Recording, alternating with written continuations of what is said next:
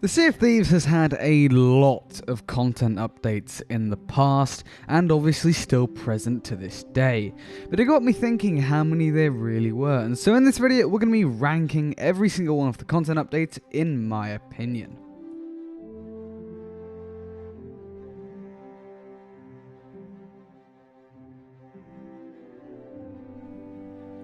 So here we are in Tearmaker once again. As I said, did the same thing with Tall Tales, and the first ever update that came to Sea of Thieves was the Hungering Deep. Now the Hungering Deep, I'm going to put it in the amazing category because whilst it wasn't a sophisticated campaign, it was the first ever update, it brought crews together, and even though we didn't have alliances back then, it still felt like a really wholesome experience and the first time people were really friendly on the seas. Now then, we go from a really good update to a really bad update. The next was Skeleton Thrones. This, never again. I don't know who came up with the idea or who thinks that setting an adventure up for you to go and sit in chairs is a good idea. I don't know who thinks that, but it was just horrible. The commendations are still in game. Some of them you have to do with other crews. It was just the worst thing ever. So then we get Gunpowder Skeletons. Gunpowder Skeletons, people didn't like them, but I mean, they do enhance the experience to a degree, so we'll just put them in okay. No, we'll put them in bad, because as an update it was bad, but as a feature it was, it was alright.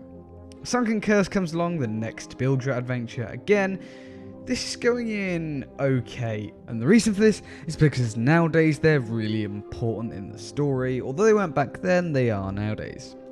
So then, Cursed Sails, the next really big content update. This is again going in amazing. All of the OG content updates were just amazing. Again, a really small campaign, but introducing some really key characters, at least nowadays. So then after that, we get Cursed Cruise. This is going in alright, because it introduced Cursed Cannonballs, and it was probably one of the better build your adventures. But it wasn't, it wasn't brilliant. It was still just a regular build your adventure. Forsaken Shores. Now, Forsaken Shores, it's going in phenomenal because it added another region. Any update that adds a new region for me, it was such a big world evolution. Again, introduced so many key characters, goes in that category. And although sadly it's been neglected nowadays, which I do think it could do with some updates, it still introduced this brand new volcanic region with some quite complicated mechanics. So then, Festival of the Damned. This was another build your adventure, and it's going in okay because it added the flames, which again used in future content updates, but because it was a build your adventure as a whole, it wasn't great. Shrouded Spoils then, the big quality of life update. This is going in amazing, adding customization for capstan cannons and helm, more pirate legend commendations, and just enhancing the overall Sea of Thieves experience. Then the anniversary drops. We're gonna have to put this in phenomenal. Obviously, I don't know about best update for now, but the anniversary introducing 9 new Tall Tales Shores of Gold, the arena, again sadly closing, and the Hunter's Call, so cooking, fishing, new food types, all that good stuff. It was an absolutely just update that blew everyone's minds, and I don't think it's been topped to this day. Then, directly after that, they start their new monthly updates. So we have Black Powder Stashes. This adding voyages to dig up stronghold gunpowder barrels. It's going in alright because it encouraged crews to fight each other and use these really explosive gunpowder barrels. It was a lot of fun when it dropped. It was one of my fondest memories of content updates. Dark Relics. Now, Dark Relics, it did feel a bit like a reskinned Voyage, so for that reason, I'm gonna have to unfortunately put it in okay, because although it was rescuing these relics and fighting the skeletons that we'd never really seen before, it was just a bit boring and bland. Now, Smuggler's Fortune. This is actually going somewhere that people might not expect. It's going in, okay, not amazing, but definitely alright, because the Pirate Emporium, whether people like it or not, it is significant to the game, and that introduced that. Fort of the Damned, that is going in amazing, because Fort of the Damned, it's an encounter that everyone still does, everyone still sees. It hasn't become lackluster, it hasn't become rare, everyone still does it, and so it really enriched the overall experience.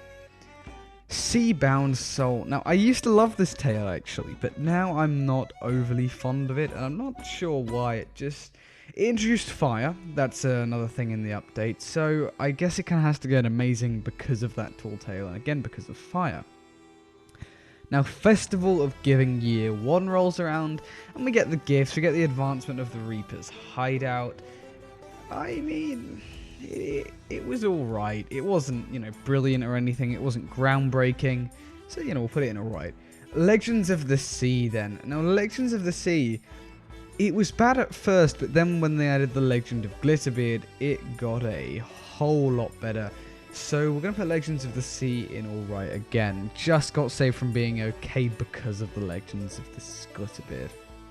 So then, next up is Cruise of Rage. Now, Cruise of Rage, predecessor to Heart of Fire.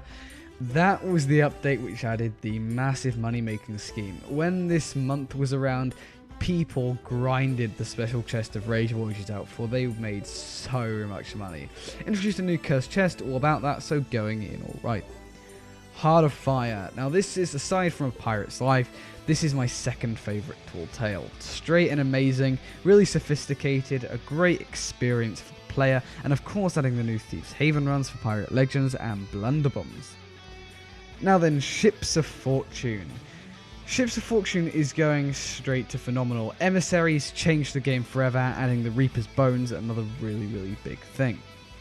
But then directly following that, Lost Treasures.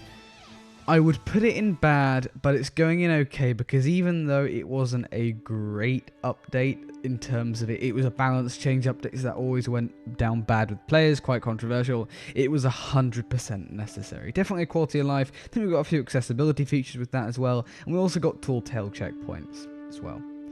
Now then, Haunted Shores. To put it in amazing or phenomenal. Ooh, Ghost Ships are... It's just under phenomenal. It's right on the brim. It's definitely going in amazing for now, because that Flameheart event, really good, although people get annoyed when he talks. It also brought the new shanties, the new Order of Souls Voyage, and just the amount of VFX that are in the world event. They're really tall tale level stuff. It's really amazing to me. So then, Ashen Winds. This is going in amazing, but it's on the lower end of the spectrum, because although we got this new world event, Ashen Lords, they didn't have anything else with them, so they just felt very lackluster. Even though the world event was repetitive, once I'd done it once, I didn't really feel a need to log on again in the content update. It was quite weird. But then, after that, it's not a content update, but the Summer of Sea of Thieves, never again. It was a trial thing, and then they continued events, to which now they're changing them. But the Summer of Sea of Thieves, it was awful. Some people enjoyed it because it allows you to get cosmetics, but for me, the whole event system that they do in general, I don't like it. It needs improving, which obviously it is with the new adventures that they're adding in the future, but overall that was just, it was terrible. Vaults of the Ancients then. This is also going in amazing, because Vaults of the Ancients, it introduced obviously the new Gold Hoarder Voyage, and it is a very significant change. Again, I still do those voyages to this day, and if I still do things that were added years ago to this day, that says something about it. Then directly after, Fate of the Damned. This is almost going in never again, but definitely bad. It was reskinned voyages. You went to fight Greymarrow, the ghost of Greymarrow, on an island after uncovering the fate of Bilgerat Cruz. Right, so you went to fight Greymarrow, to then get a Rachel Skull, to go to the Fort of the Damned, to fight Greymarrow. You went to an island, you fought Greymarrow, to go to the Fort of the Damned and fight Greymarrow. It made no sense to me. The update was bad in general. Again, they were focusing their development efforts on seasons, especially Season 3, so no shame in that. Festival of Giving 2020. Yeah, bad again. It was just an event. It was the 12 Years of Giving, which is a great song, but it was bad as an update, Then we move into Seasons. 2021 rolls around, and boy, does this content start getting good. Now, Season 1, it's going in alright, because although it added the Merchant Voyage and the new season stuff, it still didn't last long enough. It didn't feel like it really had a big impact, it didn't feel that way. In Season 2 is on the upper end of alright, and only because they started hyping A Pirate's Life up. We saw some world changes, and it was very teasy. We got Forts of Fortune, great update, could have done a bit more work if they had more resources. The new Emissary rewards as well, and commodities, which, no one does after that nerf. But it was just the fact that they really had a lot of hype in that update leading up to Season 3. You know, they had the world evolution in the monthly updates with the building being built. That being said, in the future, if someone's watching this, it would be nice if they developed it just a bit more. We went from having sort of just a patch on the ground to some construction materials to it being fully built. It would have been nice maybe even every week if they could just change something when it slowly gets more and more built. And then maybe on the last week the castaway appears but she's not talking or something. Anyway, Season 3 drops. This is going in phenomenal. Obviously, new campaign, A Pirate's Life, Pirates of the Caribbean collaboration, Jack Sparrow, all the good stuff. Amazing update. Absolutely love it. Then Season 4. Season 4, again, phenomenal. Expanding on the Sunken Kingdom, which is such a good feature. And although they probably won't keep expanding on it in the future, it's sort of done dusted now. It's still great. I do treasuries, I do shrines. And then the final update, Sea of Thieves Season 5, the most recent one. Going in phenomenal as well. The whole tools not rules thing, buried treasures, the amount of features that it added was insane. Absolutely love it. So then, time to decide a best update. Now, it's not Forsaken Shores, unfortunately. It's not Ships of Fortune.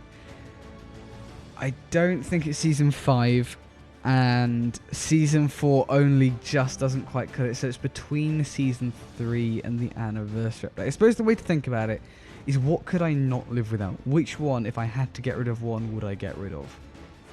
I think the key answer to that is A Pirate's Life. So I think Anniversary is the best update, because it wasn't just the content, the amount of content, it was just what it was. It enhanced the Sea of Thieves experience so much.